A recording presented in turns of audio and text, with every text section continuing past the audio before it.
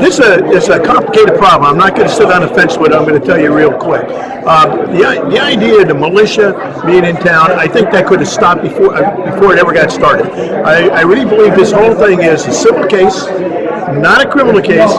They had civil warrants out for Bundy's cattle and his property. There's a lot of things you can do with the civil case.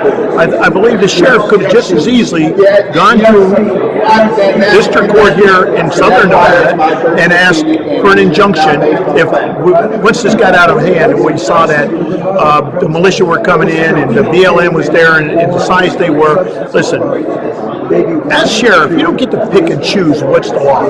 The law is written. That's what you have to go ahead and enforce.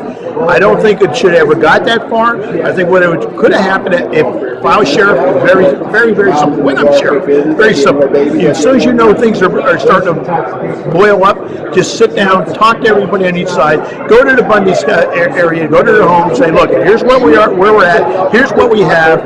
Now listen, you can do this. You can either succumb to what's going on here, or else you can go to jail.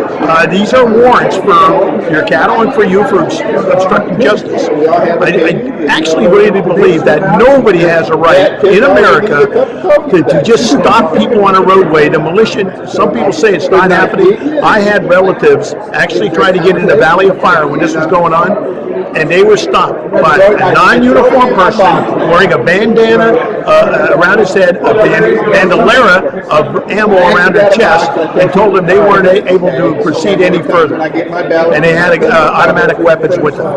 It's like, come on, this is America. You don't stop people from going to Walmart, to church, or anywhere else. I really believe, as sheriff, you have the duty and the right, the authority, the power to stop this kind of action. And the way you stop this action, you enforce the law. We cannot go with anarchy. It's just not a possibility. I'm a firm believer that it's not my job to search out the candidates. Bobby G for sheriff.